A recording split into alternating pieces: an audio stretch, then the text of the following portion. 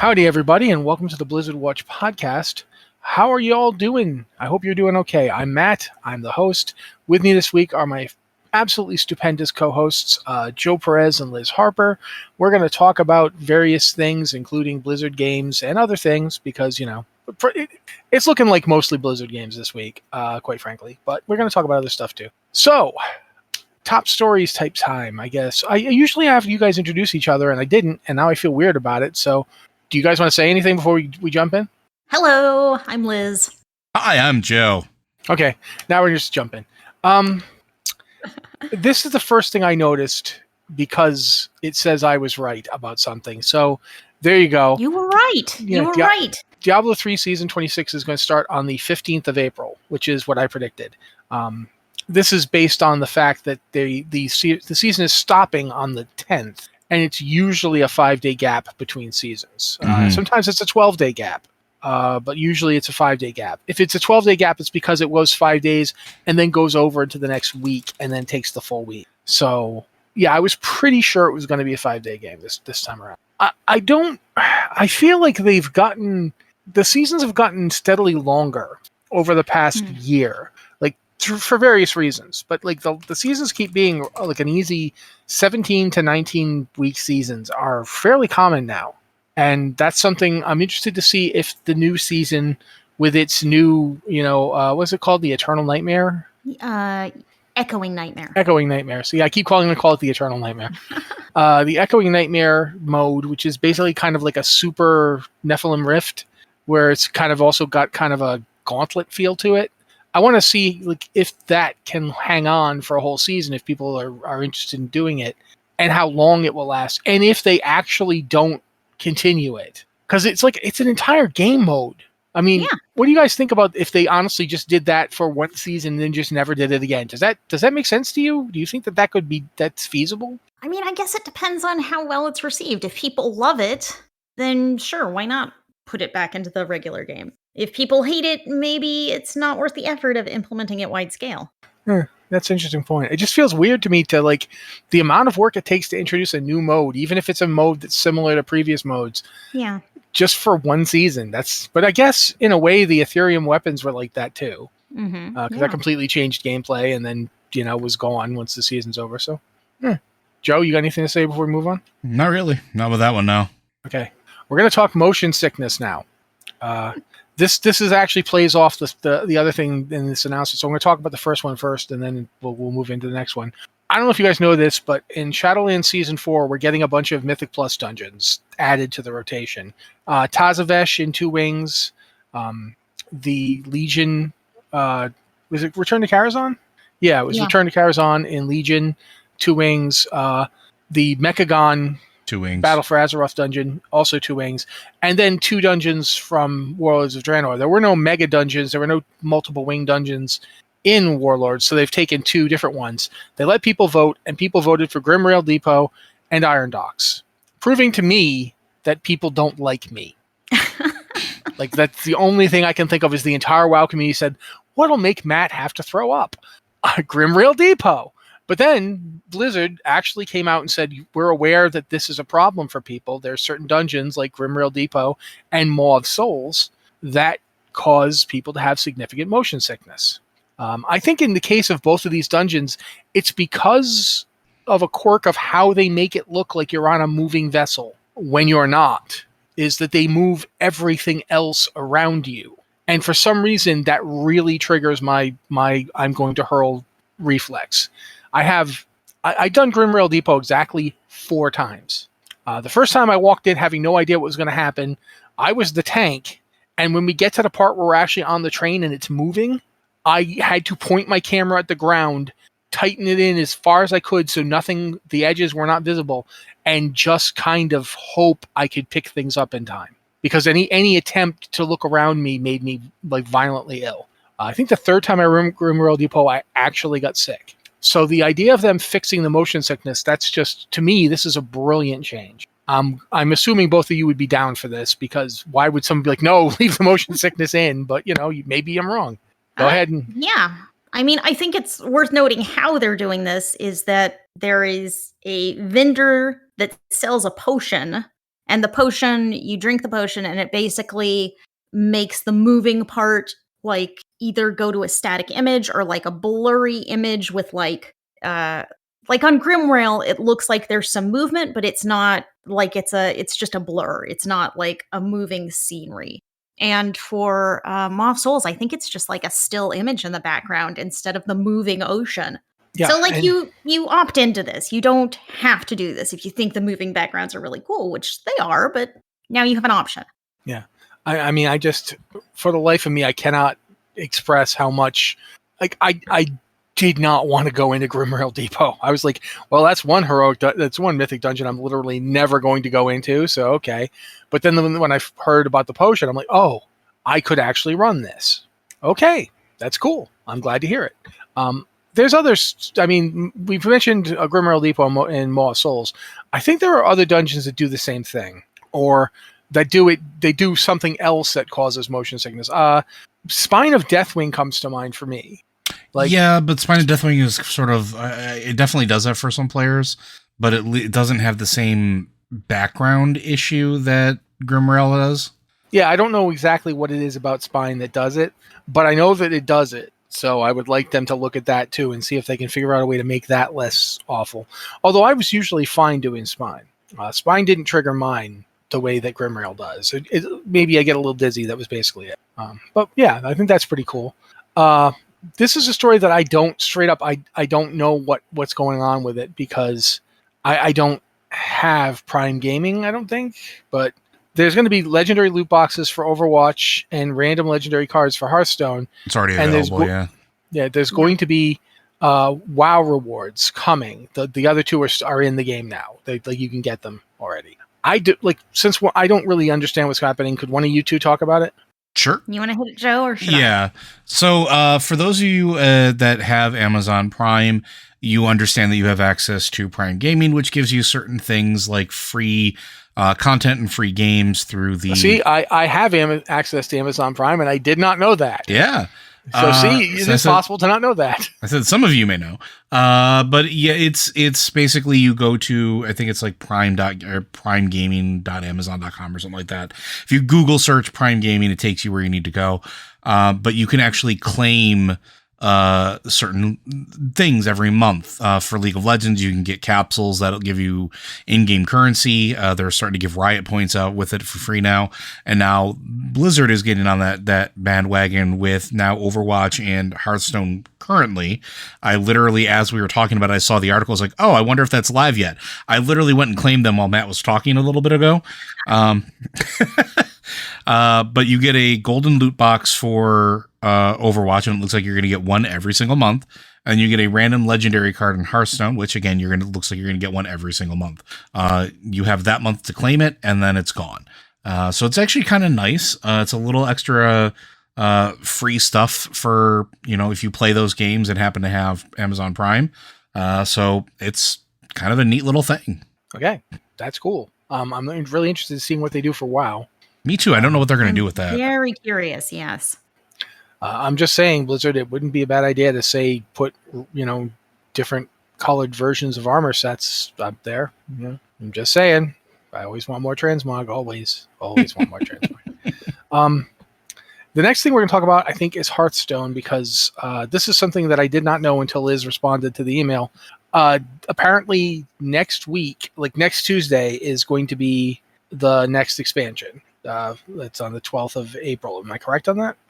Yes, indeed. Voyage to the Sunken City. And they're calling it the Year of the Hydra with that? That's their, like the Year of the Mammoth and so forth that they had before? Yeah, every kind of, they group expansions into threes. So there's 3 expansions in a year. And of course, their years don't exactly correspond to calendar years, so it can be confusing. But this coming year is the Year of the Hydra.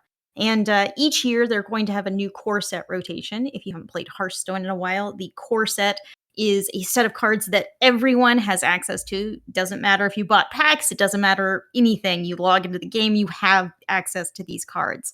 But that set of cards is going to rotate every year.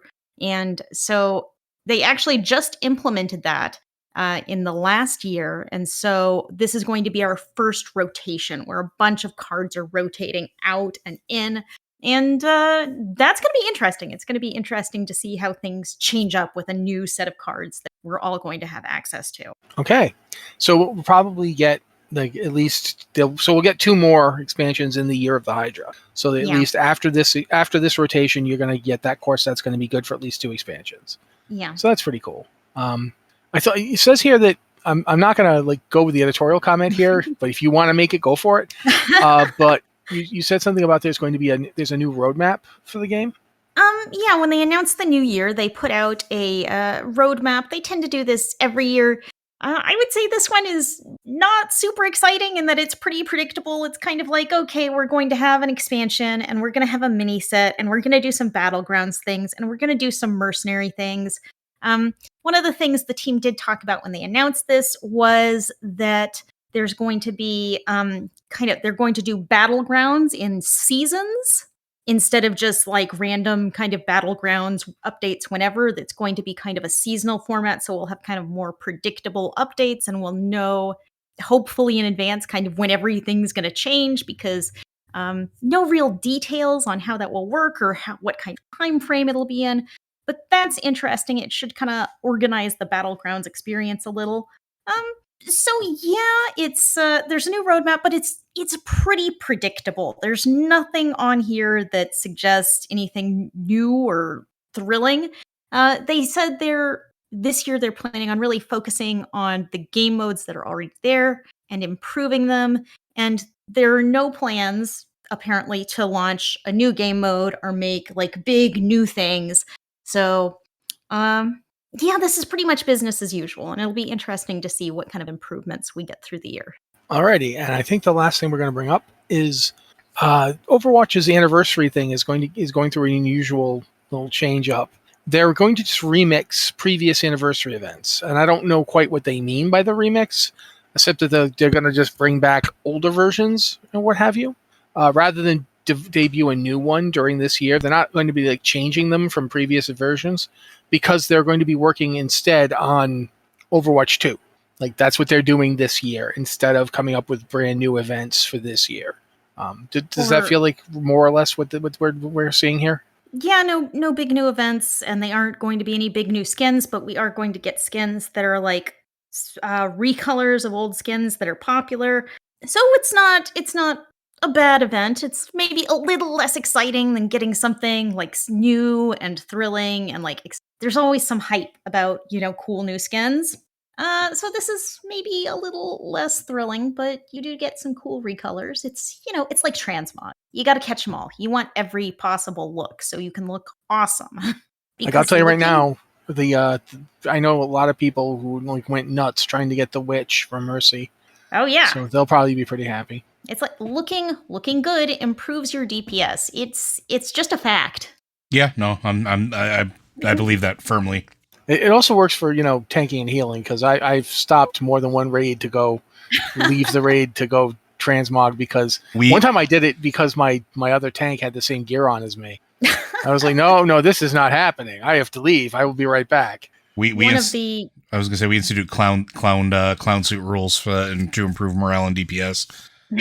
One of the nice things about Sepulture of the First One's raid, which is kind of the latest raid, is that you can mount in a lot of places inside the raid, which means, okay, I got a new piece of gear and it's hideous. It doesn't match what I'm wearing. You just break out the transmog mount and you're good to go.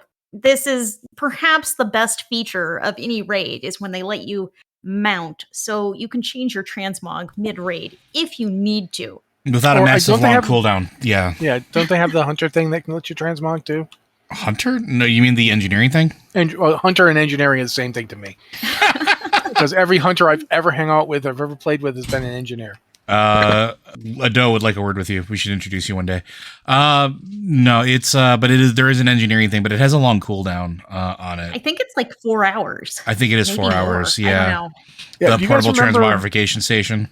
There was I'm trying to think of the name, but the Throne of Thunder raid back in Mists, which was like when they introduced the Yak, and it was the Yak had a reforging vendor. Yes. So I used to be forced to mount it Like every place where it was possible to mount within the raid, I would be forced to mount my yak so people could reforge. When they changed it in Warlords to be a transmog mount, everybody in the raid was really disappointed except me. And then I started literally transmogging at every possible opportunity, sometimes 3 or 4 times a raid, until I ran out of money. Like straight up, I was broke because I just could not stop transmogging between fights. So expensive. yeah. I definitely hear you on this one. Blizzard, please drop the gold cluster. Just get rid of it. Just let me transmog whenever I want. Let me be the beautiful butterfly that I am. Yeah. I think at this point, what else we got? We got the Hearthstone reward track update, which I don't think we really need to talk about because there's not really much to it from what I'm seeing. No, I mean, that really happens every expansion. So it's not huge news and there's nothing super exciting going on. Kind of business as usual, though there are some mercenaries rewards on the reward track this time. Okay. Well, yeah, I think that pretty much covers that then. So we've got that. Yeah. I'm looking at the stuff I wrote, and basically what we just talked about was a more expansive version of it. I will say one of the things that I personally have been trying to write about and have definitely been thinking about is the new quest in 9.2.5 for Blood Elves. Not going to go into spoilers or anything, but it has multiple transmog rewards, and some of them are limited to paladins, and some of them are not. One of them is not, specifically. It also gives away a mount that's been in the game files since Burning Crusade and was not available to players. This mount has been around since 2007, and it has not been a mount that players could get. And now we're finally getting it. That's astonishing to me. I don't understand how they could manage to go this long without introducing this mount. This is crazy to me, but they are. So if you're a mount collector, patch 9.2.5, you might want to get on there because I think these quests are not limited just to Blood Elves, but I'm not 100% on that. I don't know either. I think they might be. So we'll see what happens. It is a Hawk Strider, so I don't know if are they gonna limit that, because there are some Hawk Striders you can get in the game that aren't just Blood Elf mounts. So yeah, the Hawk Strider that drops off Kael'thas actually when you do the 5-man Magister's Terrace run. That I remember getting that one. So yeah, but we'll see. We'll see what happens. But I think at this point we are going to move on to your questions, unless either of you guys have anything else you want to bring up. Nope. No, I'm good. All right. If you've got a question for the show, first off, you can send it to our email address, and some of you actually did this week, so thank you. It's the podcast@blizzardwatch.com, the usual thing. You can send it in with the, tell us what podcast it's for, like say Blizzard Watch or podcast or something, so we know it's for this show and not for the other 2 shows that we do. By the way, we did a Tavern Watch this weekend. I think it'll be up soon if it's not already up. Should be up today. Yeah, it went up earlier. So you can go listen to that. It was quite the Tavern Watch, so you should go listen to it. We were really, if you like the pre-show where we just go on about D&D for like a half an hour, it's like that for a full hour. So it is possible for you to get that, and it's really good to listen to. I enjoyed it this week. In particular, like especially this week. But also, if you'd rather use our Discord server, we've got 2 channels. We've got the Patron Q and Podcast Questions channel for our patrons, because you guys keep the lights going, and we really appreciate that. But if you can't afford to do that, as Joe likes to say, times are tough. We understand. There's also the Podcast and Q Questions channel, which is just a channel for anybody can go into. I looked in there for questions this week as well. So, yeah, those are the ways you can get questions to us. As is usually the case, I do something weird and force one of these 2 to start off, but this time I'm just going to say whichever one of you wants to go first, go. I'll do this. I was going to say I volunteer Liz's tribute. Yeah, you've been reading a lot of questions first, so yeah, let's go. This question is from LD Soth, and he asks, or they ask, I don't know, at what point should we just stop being surprised that dreadlords have infiltrated things? I'm just now playing through the Zareth Mortis story, and Darian has almost an eye-roll reaction to finding out that some of the Ebon Blade were dreadlords in disguise. So, is this how we should look at it from now on? Hey, there's a dreadlord! Insert eye-roll. Yep, that's about right. We should stop being surprised that dreadlords are everywhere. We should stop being surprised. Because they are everywhere, and yeah, I've stopped being surprised. What about y'all? I mean, we were surprised last night on the bridge. You were in the same raid I was when everybody was on the way to the actual like Dread Council fight. You can encounter Mal'Ganis, and I can't remember the name of the other one. Kithessa? Contessa, maybe? They are hidden as mobs on the way to the boss fight to go fight them. It was a nice little touch. But yeah, at this point, we shouldn't be surprised. Dreadlords are just everywhere. So, what about you, Matt? I think one of the things that I like actually is how I don't think the Dreadlords were originally designed with the idea that they would be part of the Shadowlands or any of that stuff. So I think it's really kind of fun that Dreadlords have the perfect kit to be from the Shadowlands. They've got the whole vampire thing anyway, and it's nice synchronicity. When they were designing the Shadowlands, someone obviously said, "Hey, wait a minute," and they were like, "Yeah, you're right." And they've designed the Shadowlands. I can't remember the name of the zone. I know it's the Venthyr zone. It's Revendreth. Yeah. They designed Revendreth around that idea of, the gargoyles look a lot like the Dreadlords. Denathrius certainly has Dreadlord elements to him. The vampiric thing kind of fits them. Yeah, it just worked out. And the way they revealed it, the whole unseen guests thing, we knew for years that that's what they called themselves because it was in the Ashbringer comic. When you get the conversation between Satan Dathrathan and Balnazar, he flat out tells them, that we are called this. It means unseen guests. And yeah, I thought it was really well done. But at the same time, I'm utterly sick of Dreadlords. I don't want to see them for an expansion. Like, let's just not. After Legion and then this expansion, they've just been everywhere all the time. They're everywhere I want to be. They are the Visa cards of infiltrating monsters. I'm old enough to remember that commercial. Yeah. So, yeah, I definitely think that the eye roll from Darian was a pretty appropriate move. Quite frankly, I sort of roll my eyes when they show up too. It feels like, seriously, couldn't we come up with some sort of test? Like, isn't there anything? Could we maybe poke them with something? Like, like we could do those witches in Battle for Azeroth. You can poke them with something and then and they turn back to like being monsters. Just give me something. Heck, bring the Drust back for we've had the Drust for 2 expansions. Bring them back for the 3rd one, and then maybe I'll not be tired of Dreadlords anymore. Well, we're gonna have to deal with them at some point because we still haven't dealt with them completely here. Yeah, I know.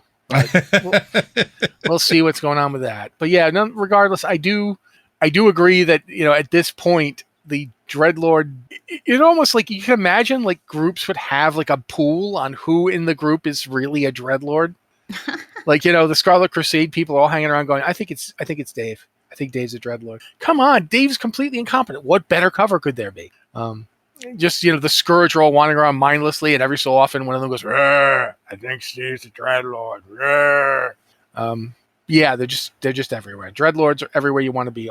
But it makes sense, too, because even back in Warcraft 3, the Dreadlords were the ones really behind the Scourge. Yep. They were the ones that whole thing, everything seemed to be their idea. It makes sense. It's in a very strange way, but it makes sense. So yeah, I definitely like Dreadlords. I definitely think it's cool that the Nathrazim are all over the place. But at the same time, I do feel like, yeah, at this point, everybody should think, oh yeah, and also there's Steve. He's probably it. So that's my take. Yeah, that's mine as well. I guess that's going to be it, unless you have anybody else with anything to add. Then if not, I can move on to the next one. I think we can move on. All right, this one comes from Depressed Dino Dad. I'm sorry you're depressed, Dino Dad. I would give you a hug if I could. When you aren't actively engaged in WoW, what games might you play to scratch that itch? For me, it's been Smite, but I recently switched consoles and my account has fallen into PlayStation Purgatory. I feel this, actually, because I can't get my Smite account back. Thanks for the potential recommendations. So I actually play a lot of like random games of like League of Legends occasionally, like with friends, because I like the social aspect of it. So I'll pick it up when I'm not playing WoW to just kind of get that social hit, particularly on weekends. Like my local gaming group on Fridays, we generally play like a few hours of League and we just talk about our week and how everybody's doing. And it's that same sort of hit for me that like raiding does in WoW for me. It's talking with my friends that I haven't seen in a while. So that tends to be something like that. If we're talking about pure gameplay, I tend to lean towards roguelikes and roguelites. So games like Hades, but also like I just started playing Have a Nice Death, which is a very stylized platforming roguelike where you play as Death, who is now the CEO of Death, and everything that wackily entails from there. Stuff like that. Like I tend to look for games that tend to be drop in, drop out, or I can be done with a run in like an hour, or a game is less than an hour to be done with one session, stuff like that. What about you guys? Do you have something that you go to for like your quick fixes? I don't know about quick fixes, but when I'm not playing WoW, I tend to go more into the RPG space because, I mean, WoW is an MMORPG, but some of the RPG elements can be, a little light. So yeah, right now I'm playing way too many games. I'm playing Horizon Forbidden West. I'm trying to play Cyberpunk 2077. I am maybe playing Elden Ring. I don't know because I don't understand this game. Do we need to have a hangout session where you play Elden Ring with like Mitch and I on comms with you? I just don't know what's happening, and I like go places and I die, and that's like it. That's the I mean, game. you're It's playing this the game, beautiful- yeah. It's this beautiful environment in which I die a lot. So actually, that is a lot like WoW. It's a beautiful environment, and I die repeatedly, and sometimes I jump off things accidentally. Sometimes I'm knocked off my mount midair, and yeah. So I guess that one is kind of similar. Matt? Okay. Well, at least two of those games I'm playing. I mean, if you're watching this as we stream it, you can see my Cyberpunk 2077 character doing a jump in the air, shoot in the air thing because I like photo mode a lot. I've played this game into the ground, and then I stopped for a while, and then they patched it in patch 1.5, and now I'm playing it into the ground again. So yeah, I've played a ton of Cyberpunk. In terms of games that I'm trying to like get a WoW hit from, though, I have to recommend Kingdoms of Amalur. Yeah, it's a classic. If you don't have it already, the remaster is perfectly good. I didn't get the remaster because I already have all Kingdoms of Amalur, and the remaster didn't change much. They added a DLC, which I'm still thinking about getting it just for that DLC. But it plays like a more Diablo-y WoW. I don't know how else to put it. Diablo is one of my big go-to franchises when I'm not playing World of Warcraft. I mean, it always has been, it always will be. I'm looking forward to Diablo 4. I don't think I'll play Diablo Immortal just because I'm not good at mobile games that use the touch screen to control them. I'm just generally always been rubbish at that. But I am really interested in it, and I'm totally gonna like study up on all the lore reveals as soon as I can because that's cool to me, and I'm very excited about it. I love the Diablo series. So yeah, I played Diablo a lot. I played Kingdoms of Amalur for it. Horizon Forbidden West and Zero Dawn before, both amazing games. I every few months I suddenly get sucked back into Assassin's Creed Odyssey and play it obsessively for like 3 days, and then manage to make myself stop because I realize I have a family and I want to see them again. But that game, it is the only Assassin's Creed game that I like because it isn't an Assassin's Creed game. I finally will admit this to you Assassin's Creed diehards who are upset with Odyssey because it's not Assassin's Creed. You're right. It's significantly better. It's a lot better. It's much better than the games you like. Your games you like are awful. I'm just going to say right now, I could never play the Ezio games again after having played Odyssey. Because Odyssey lets me do whatever I want. Whereas the Ezio games, if I take 5 steps to the left, desynchronization! Ezio walked into the wrong store. Desynchronization! This is just me not liking Assassin's Creed, except for Odyssey, because it's not Assassin's Creed. You're right. I give it to you. You have successfully defined why it's the better game. But I love that game, and I play it a lot. For one thing, I have a transmog itch. I love transmog. Games that have transmog automatically bump up for me. They automatically Odyssey become and more Valhalla. popular. Yeah, Valhalla has it, and I liked Valhalla better than most other Assassin's Creed games for that very reason. But I loved it in Odyssey, and it allows me to scratch the WoW itch of, I need to dress up pretty. One game I just downloaded because it's on Game Pass, and I haven't played it yet, is the Guardians of the Galaxy game. I love it so much. Yeah, I remember. just downloaded that too because Game Pass. Yeah, exactly. And I mean, I've been playing Curse of the Dead Gods a little bit. Yep. That's ARP. not yeah, it's It's not an very ARPG, wowy. right? Yeah, it's I don't know, it straddles a line between ARPG and roguelike. It definitely It's it is a roguelike. It is an ARPG yeah. roguelike, yeah. Yeah, it straddles that line where it's kind of both. And it's interesting. I mean, it's no Hades, but it is interesting. I'm trying to think of anything else I should be mentioning here. I play a lot of games. There are a lot of them, but Matt brings up another good point too. Is if you are willing to shell out for it, or at least try it, and if you haven't signed up for it, you can get Game Pass, and they have promotions out there where you can get 7 days free, 14 days free, or your first month for $1. And it's worth grabbing just to check out. There's a ton of games on there, and you might find something that scratches that itch for you, but you have access to like, I forgot how many games, like 125 different games or something There's like that. something like that. Yeah. I mean, it's like there's a selection from EA, everything Bethesda, and Bethesda's parent company, ZeniMax.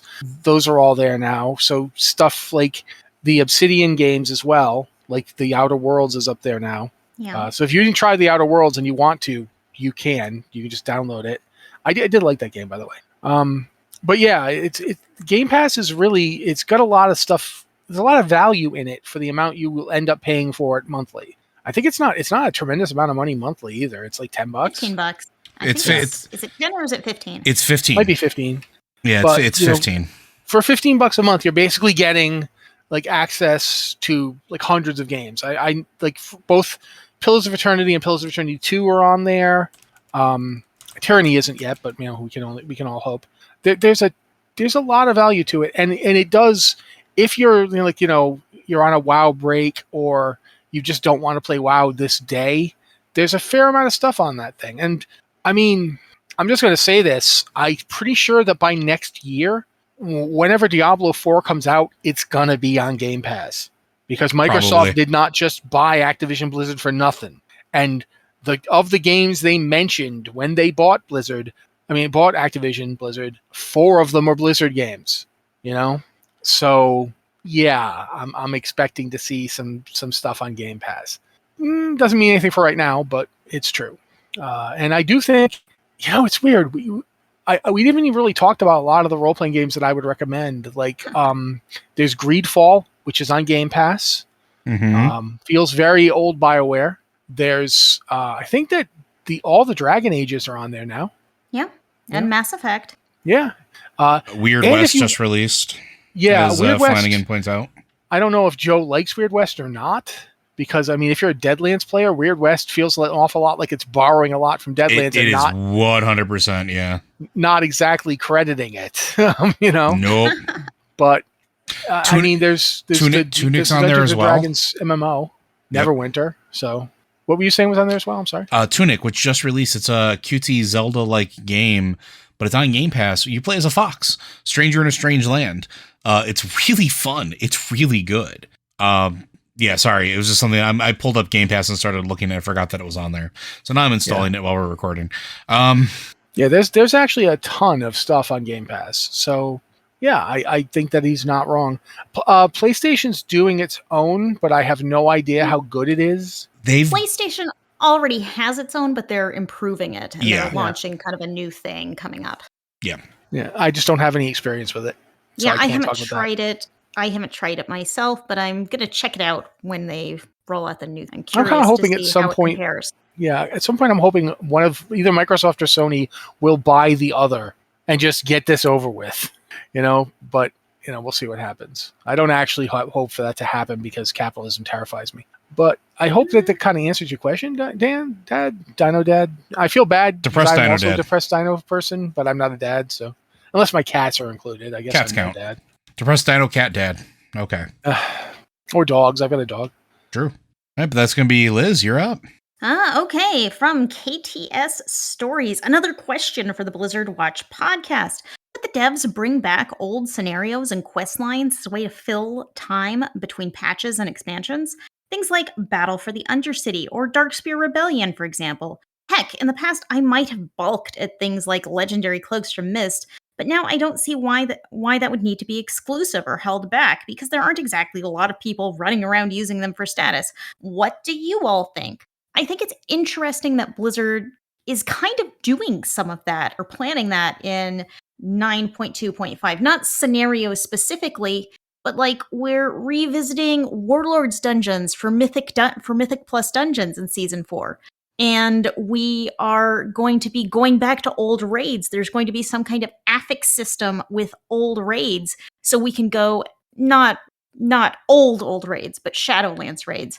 So we could go back to Castle Nathria. We could go back to older raids and check them out and kind of in a new way and get up-to-date gear.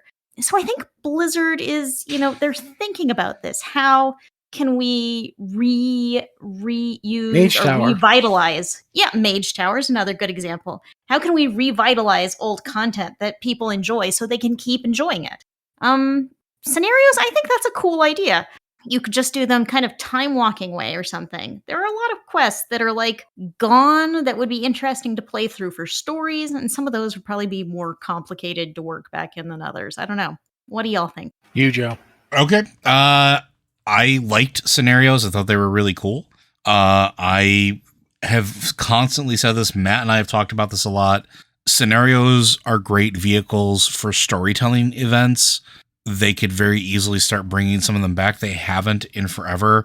Battle for Azeroth had kind of the island expeditions, which were originally supposed to be something like scenarios, but then it just turned into 3-player objective hunting against NPCs, which totally kind of shot that in the foot. But I miss scenarios. I thought they were a really cool thing. As far as exclusive things or like flex things or things that they could do to like have people, have sort of like these, I don't want to say status, but I don't really care about that personally anymore as a player. Like that's what achievement points are for, and that's what they have like things like ahead of the curve for. But yeah, if they would bring back scenarios or do something like that, I would be absolutely happy. And like Liz pointed out, they are bringing back or looking at older content to revitalize it. Maybe we'll see the return of scenarios again, and maybe we'll see something where they're embraced a little bit more. Who knows? But then again, I also don't know what the new design philosophy is or what they're talking about behind closed doors anymore. So who knows? All right, Matt, you're up. I keep imagine if Lore Worker Cho came back, and you could go to Lore Worker Cho, and you could go queue up for all these things that have been taken out of WoW. Like imagine the original. Like you could have PvP versions too, like the original Battle for South Shore. They made a battleground of it a few years back. That could be there. You could have one thing that really bugs me is that you can't see the invasion and the Dark Shore attack that opened up Battle for Azeroth. It was the preview to it, like the end of Legion going to Dark Shore and either messing it up as Horde or defending it as Alliance. You can't see that anymore. When you go into Battle for Azeroth content, it isn't that. That's not there. Just the part where you attack or defend Lordaeron is there. And I don't think that was a good idea. I think they should have left it in. And I think it would be good to have that back, and so players could go see it and understand the perspective of the other side. I think that was one of the biggest problems with Battle for Azeroth was there was very little of seeing what the other side was doing or thinking or acting about. Mm-hmm. And it meant that whole idea of amping up the player versus player aspect of Battle for Azeroth, I think was misguided from the get-go. But as we're going through and we're going to have cross-faction at some point after 9.2.5, we're going to finally, you can group with your friends even if they're Horde or Alliance. I thought that was actually coming in 9.2.5, yeah? I don't know if they said it was coming during the launch of 9.2.5. I know it's coming with 9.2.5, but I don't know if it'll be ready when 9.2.5 drops. Which, of course, since we don't know when that's going to happen, could be anything. But regardless, with that coming, I think now is the time for, sure, bring back the Darkspear Rebellion or the Gnomeregan quest things, bring back Battle for Undercity, because you can't do that anymore either. Mm-hmm. When you go and do that, you get a quest and it's just kind of over now. But so yeah, let that be something people can queue up for again. let the scenarios from Mists of Pandaria and the ones from there's the story ones are still there in Mists of Pandaria. And the ones for like Start of Warlords of Draenor had some like that big starting thing is still there. I think some of the stuff should just be queuable. Like you could take your character through that again anytime you wanted to, and you should be able to, just so people get to see it. I think there's a lot of stuff like that could be brought back, and I would absolutely be down for it to happen. I do feel like your point about making raids that like so you can go back and do Castle Nathria. I think that eventually every single raid in the game should have that and be you could run it if you wanted to and get maybe not like top of the line gear, but good gear that would keep that you could basically your raid group could keep running Black Temple indefinitely and get gear from it. Would it be the best gear in the game? No, it would probably be like starter gear, like a heroic dungeon or whatever, but you could do it. I feel like that's the kind of thing we talked like last week. I think Liz was the one who brought this up, how it looks like they've switched gears and are trying to respect players' time more. Yeah, I think so. And I think that's one of the good ways to keep progressing on that is to find stuff like the Mage Tower and bring it back and keep it up to date and current. Things like scenarios, things that had that kind of. I mean, I straight up would love it if just anybody could run as an experience. You could run the Legion start. I mean, you can still do that. If you start Legion, you can still go and do that. But imagine if you could do it now, just as a recurring thing, just because you wanted to. I think that would be cool. So yeah, I definitely think there's room for this kind of content to become more evergreen than it is. All right. Anything else we want to add to that before we move on? I think I talked enough. All right. Our next question. Greetings, Dairy Watchers. During the pandemic, I returned to Warcraft after leaving the Mists. The quality of the game is miles better than it ever was, which is why I feel baffled by community response to Shadowlands. In listening to old WoW podcasts chronologically, the initial response seemed positive. So I'm wondering what caused such a virulent heel turn. Any insight you could give us would be tasty. Thanks, Kerfuffle of Drexel. That's how I know you're a wrestling fan there, Kerfuffle. I think that players started getting really divided even before Shadowlands started actually being released. Everything that happened in BFA kind of soured player interactions for a while, I think, more than they anticipated, or maybe exactly what they anticipated, especially when they wanted to ignite the faction divide and then the burning of Teldrassil and everything else that happened in between. By the time Shadowlands came around and we're chasing Sylvanas, here's this fantastical new land that we're going to, and we didn't really spend a whole lot of time exploring it like I think a lot of people expected to do. So I think that it's like any expansion. And I think we mentioned this a few weeks ago. I think for the most part, there's a group of players out there that don't really respect or really look at the expansion completely until after it's already done and gone. And it's really easy to kind of get lost in the minutia of the patches, that particular content, or what story beat is being told at that exact moment, being caught up in your emotions about it. Like, I don't know, let's say Tyrande getting her hands on Sylvanas and then Elune going nope, and then players being really confused by that. It's real easy to have a visceral response and say, okay, I'm not having fun. I don't know what's going on. This is not what I expected. This isn't what I came here for. But then after the expansion's done, which we are rapidly approaching, you can start to look back and see all of the good things that did actually happen throughout the course of it.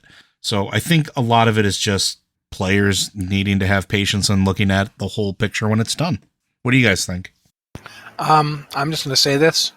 The YouTube talking heads and the people who are like, there's a lot of people who gain their quote unquote influence, their influencers, blah, blah, by being negative. Yeah.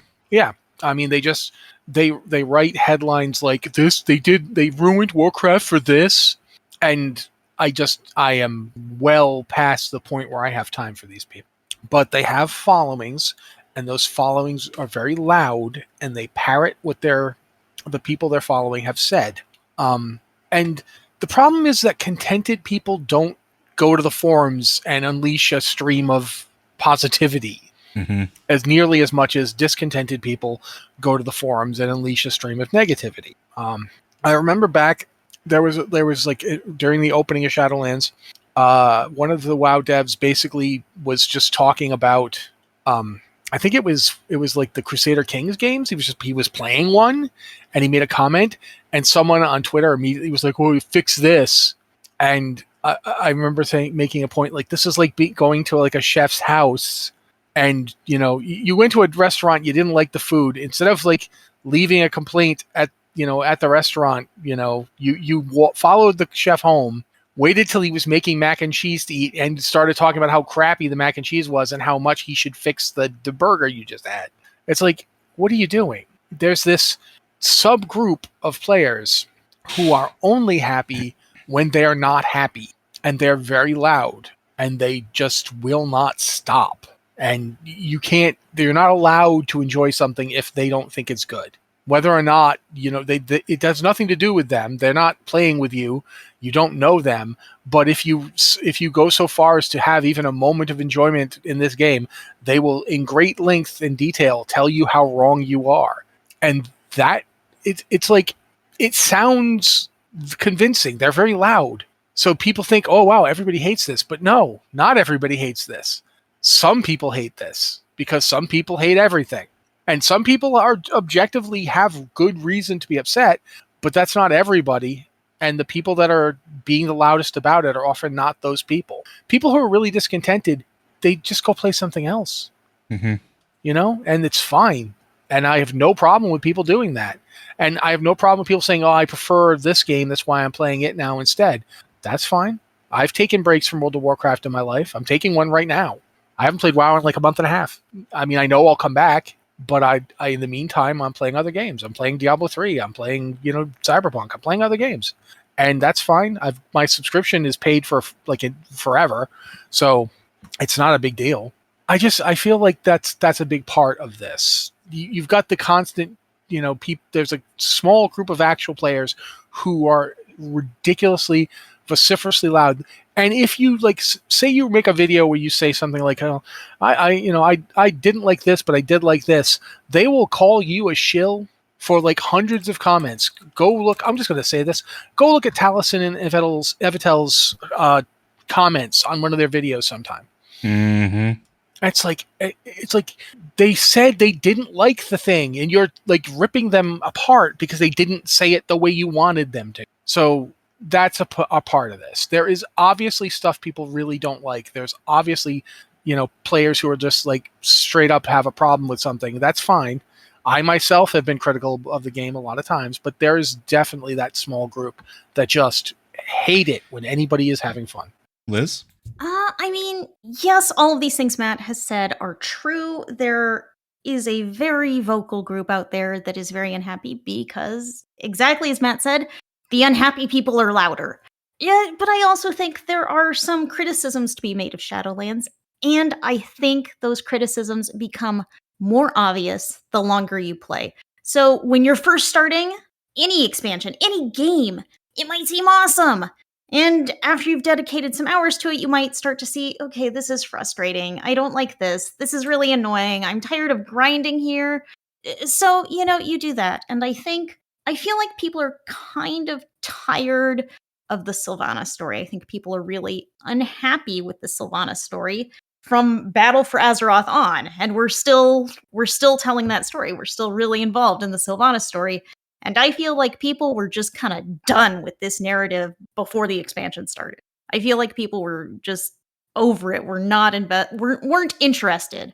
Or you were interested, but you wanted to see Sylvanas get some kind of ultimate comeuppance for what she did and the game. Or redemption arc. There's lots of people who rather wanted a redemption arc. Either are, and the game didn't necessarily follow that narrative path. So I think you had, after the burning of Teldrassil, you had a lot of people who were really frustrated with the game's story direction, who were angry at the game's story direction. And I don't think the story has gone in a direction that's necessarily made a lot of people happy. I feel like it ended pretty well, where we've left it in Zereth Mortis right now, as well as it might have been, but it's not going to work for some people, and we've followed this storyline for so long.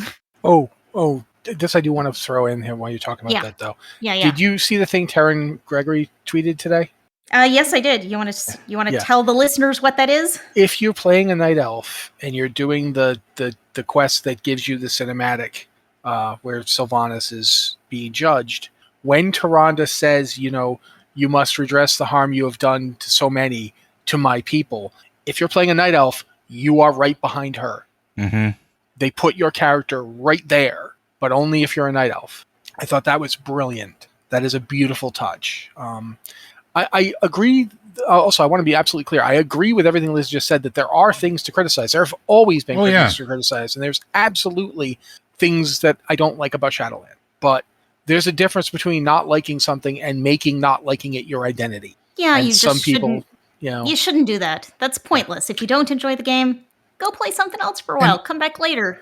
And also, criticism doesn't mean you're not enjoying the game or having fun too. Like Matt, myself, and Liz are often critical of things in the game, but that doesn't mean we hate it, right? Like there is also a fine line between that. So you can be critical of things you like. I was super critical of Battle for Azeroth, but I liked the expansion. There's stuff I didn't like. I really didn't like. And Shadowlands is simultaneously, I like it more, but it didn't grab me as much. And I think that's because of what Liz just said. I think to a degree, I was done with Sylvanas. I didn't really care anymore about what Sylvanas was up to. I think that the book has actually helped with that to a degree.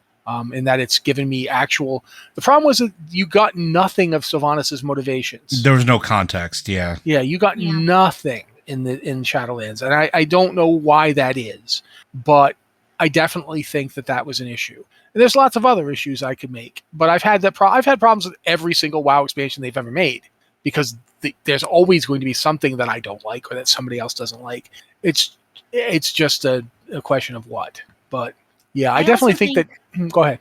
I also think it's actually important to be critical of the things you love, and you're critical of them because you love them. Specifically because you love them, you are invested enough to look at these things and examine them closely and say, "Okay, I love this thing, but this does not work. This." Isn't working for me, or this isn't working at all. You make me think of the discussion that we had way back when Warlords of Draenor was coming out about the boys' trip aspect of it, and the whole Yrel. I can't remember his name, and I normally do remember his name, so I'm annoyed. Murad? Yes, thank you. The Yrel Murad romance that they decided, nope, we're getting rid of that.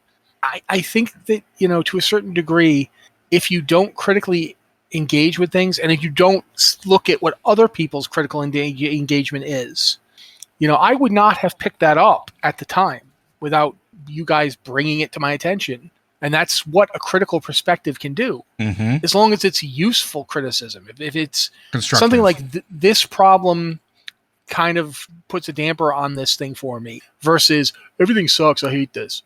And I shouldn't say it like that because I'm deliberately making them sound stupid, but there is a certain amount of that just gets exhausting.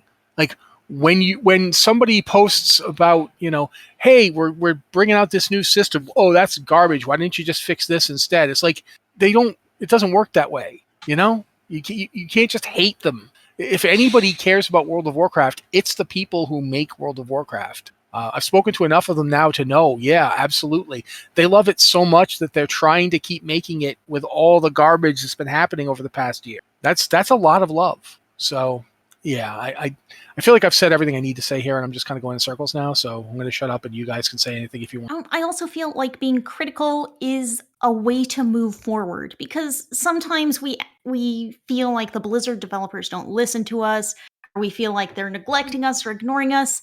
But they read all of the stuff we write. They pay attention. They may not agree with us. They may think they have better ideas, but they listen. They certainly listen to what we have to say. And by making these points, by talking about the game, even by criticizing the game, we can engage with the developers and show them that, okay, this isn't working out and this is why. And they can think about that and think about ways to improve the game. So I think Blizzard is very good at iterating. Like every expansion, they iterate on systems. They take what they had and they try to make it better. I think they kind of tend to ping pong back and forth too much. Like if they've done one thing and people are really critical of it or it didn't work out, then they immediately go far to the other side. But you can tell they're always thinking about things and iterating to try and make the game better. And I do think usually see, like, systems people were overly critical about, the next expansion, they're going to swing the other way because they've heard that criticism, they've thought about it, and they've thought about how to make it better. Does it always work? No. But if we aren't there engaging and criticizing and talking about the things we love and the things we don't love, they don't have any feedback to work. So definitely when you hear criticism, when you hear people hate the game, take it with a grain of salt, because sometimes people can be critical of things without hating them. And sometimes the people who hate things are just really, really loud about that hate. So, is Shadowlands the best expansion ever? I don't think so. Is that the worst expansion ever? Definitely not. It's right there in the middle. It's Warcraft the way we've always played Warcraft. So, here we are. Keep loving things that you love and ignore the haters. If you love World of Warcraft, keep loving World of Warcraft. All right. I feel like this is my time to give Joe his cue to do his end spiel, because I think we're pretty much out of time. So, I believe we are. Yep, absolutely. Blizzard Watch is made possible due to the generous contributions at patreon.com/BlizzardWatch. Your continued support means this podcast site and community is able to thrive and grow. Blizzard Watch supporters enjoy exclusive benefits like early access to the podcast, a better chance at having your question answered on our podcast or the queue, and an ads-free site experience. Thank you, Joe, and thank you to whichever one of the two of you just rolled dice. No, I just knocked something over on my desk. It sounded a lot like I honestly thought it was rolling dice. I was like, I could grab some dice and roll them if that would make everyone feel better, but that's... I was like sitting there going, okay, that sounded an awful lot like, what'd you get? Did you get a 20? Like, it's just... Anyway, if you've got a question for the podcast or any of our other podcasts, you can send it to podcast@blizzardwatch.com. Put the podcast you want in your subject line. It really helps a lot. That way I don't have to steal as much from Joe. Or you can go to our Discord. We've got the patron Q and podcast questions channel, which you can use, or the straight up Q and podcast questions channel. Either of them are available to you if you are a patron, and if you're not a patron, you can still use the other one. And that way we get more questions, and that's always good. This has been the Blizzard Watch podcast. I'm Matt. You got Liz and Joe here. We're all here bringing you this podcast. Thank you so much for being here with us, and we'll be back next week.